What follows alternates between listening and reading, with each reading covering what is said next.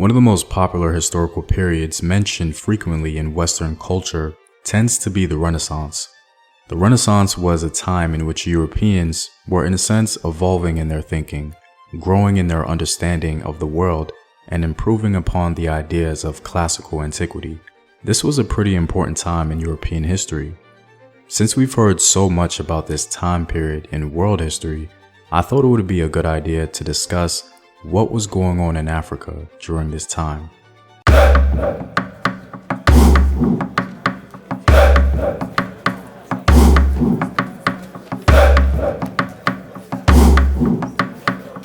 What up, African world? It's Home Team here, and welcome back to another video of African history, culture, and worldview.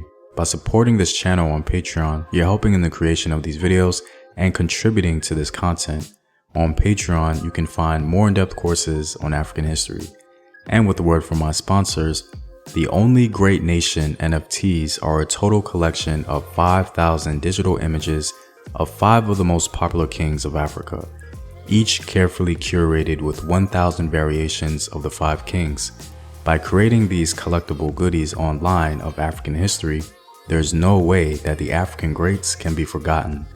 With this exposure, Only the Great Nation hopes to popularize these legendary figures by spearheading a digital renaissance for the rediscovery of African history. Only the Great Nation provides a resource that all history enthusiasts can engage and ultimately promote. To learn more, visit onlythegreatnation.com. Links to Patreon and Only the Great Nation in the description box below. The Renaissance, generally speaking, is believed to have taken place from the 14th to the 17th century. Scholars may give different dates, but for the sake of this video, we'll stick with this time frame. It's important to note that many things were happening in Africa during this time, and I can't mention all of them, so please feel free to mention some events you may be aware of that occurred during this period. To be honest, this video was a bit overwhelming, as this time frame can be considered Africa's prime, if you will. I will try my best to include as much as possible, but again, I will be missing a lot. So let's begin. Interestingly enough, in relation to the African continent, one scholar believes that Africans had a rather large part to play concerning the origin of the Renaissance. Flora Shaw goes in depth on this topic. She believes that the Moorish invasion of Spain initiated the Renaissance in Europe by preserving and translating at much earlier period the great works of the Greeks. They gave a vivifying impulse to all the intellectual life of the West by introducing to it the hoarded knowledge of the East. In mathematics, they imported much from India, amongst other things, the numerals known to us as Arabic numerals, and with them the advantages of the decimal system. This invasion began well before the beginnings of the Renaissance period. In the year 711 AD, a Moorish general named Tariq invaded Spain, and as some of you know, the Berber or Amazigh generals throughout history often used conscripted soldiers from West Africa. One Muslim writer tells us that when Tariq crossed the sea, he came out at the mountain named after him and sent forward the Sudan to make war. When the Goths saw these frightful forms, they were terrified. The Sudan used to take Gothic and Christian prisoners and slaughter them. So this source is telling us that it was the troops largely originating in West Africa that spearheaded the Moorish invasion, leading the way for the other Moorish contingents.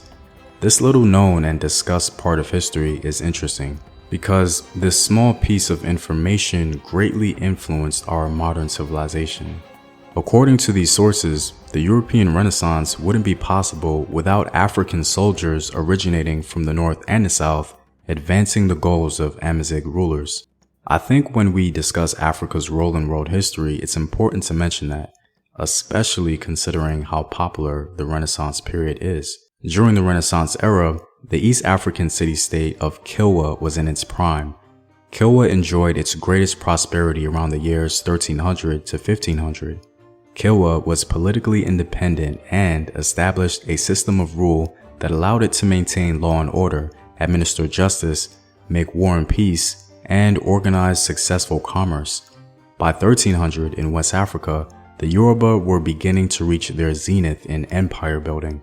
By 1400, the Yoruba city of Oyo became the most dominant commercial and political city of the Yoruba people. Oyo began to rise as a powerhouse with the adoption of cavalry, the foundation of their army. Oyo's political system was designed with checks and balances, but it was also very hierarchical in nature. The Oyo Empire eventually controlled territory spreading from the Niger River in Nigeria all the way to modern-day Togo. It would be a crime not to mention the great African rulers that existed during the Renaissance. We certainly can't go over all of them, but as mentioned before, a brief summary will suffice. Mansa Musa, perhaps the most popular African king, existed during the beginnings of the Renaissance period. He's known for popularizing the legendary city of Timbuktu. Sunni Ali was also very popular in the Western Sudan during this time. He was the founder of the Songhai Empire and is considered by many to be one of Africa's greatest conqueror kings. Though somewhat demonized in African sources such as the Tariq al-Fatash, he is still acknowledged as a powerful ruler. The tyrant, the debauched, the cursed, the oppressor, the Shi Ali, last king of the dynasty, was always victorious and destroyed all the countries that he chose. None of his armies in his presence were defeated. Always the conqueror, never the defeated. According to Flora Shaw, the fame of Sunni Ali by this time had spread beyond the limits of West Africa.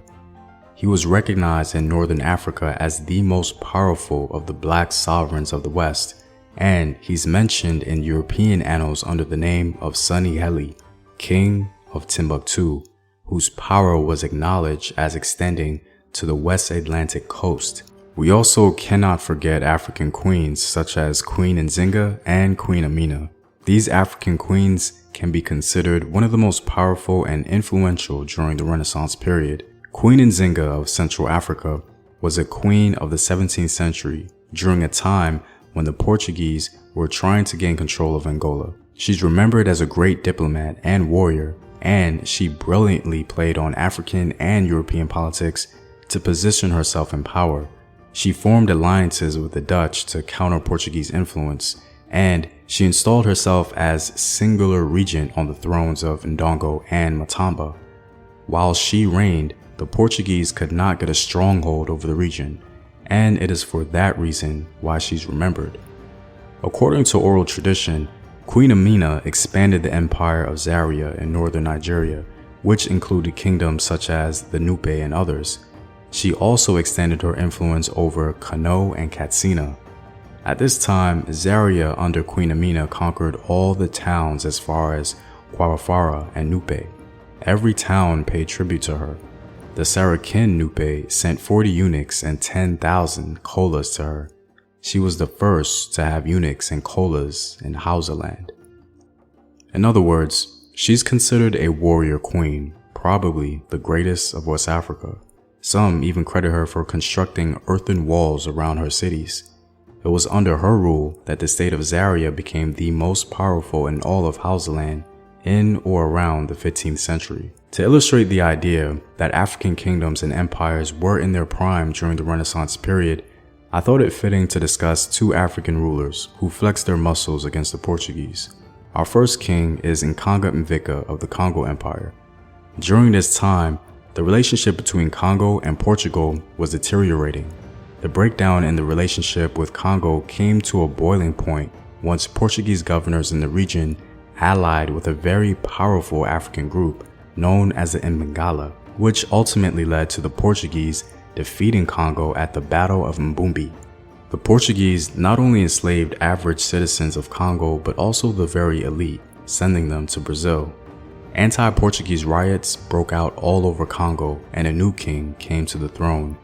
King Nkanga Mvika was ready for war. King Nkanga Mvika began to mobilize his army. The Congo army was going to rain down on the Portuguese and the Mbangala in full force, and the Dutch apparently witnessed it all. The Dutch summary describes a great victory following the initial defeat won by Pedro's army and that of his subordinate ruler, the Count of Soyo, which drove the Portuguese out of Congo territory. It also describes the violent anti-Portuguese riots that followed this, and that included the disarming and humiliation of Portuguese residents throughout the kingdom, but particularly in Soyo, where the Dutch merchants were probably witnesses. Portugal was concerned about a possible Congo alliance with the Dutch that Nkonga Mvika was trying to establish. This concern prompted the Portuguese bishop to negotiate with the Congo king and try to appease him. The bishop not only carried a desire to negotiate with him, but had probably already been advised to make restitution of captives, as the Overseas Council in Lisbon had decided on 6 April to seek the slaves out in Brazil and return them. In a letter to the Crown of 3 February 1624, de Mascarenhas noted the results of his inquiries and the return of 53 persons to Mbamba, including a female cousin of the late Duke. Our next example of an African king flexing his muscles during the Renaissance period was the Rasvi ruler Shangamire Dombo. Shangamire Dombo was a major military force in the region of Zimbabwe in the 17th century. As Portugal found a way to infiltrate the Mwene Mutapa Empire due to succession disputes, Shangamire Dombo became the principal power in the region.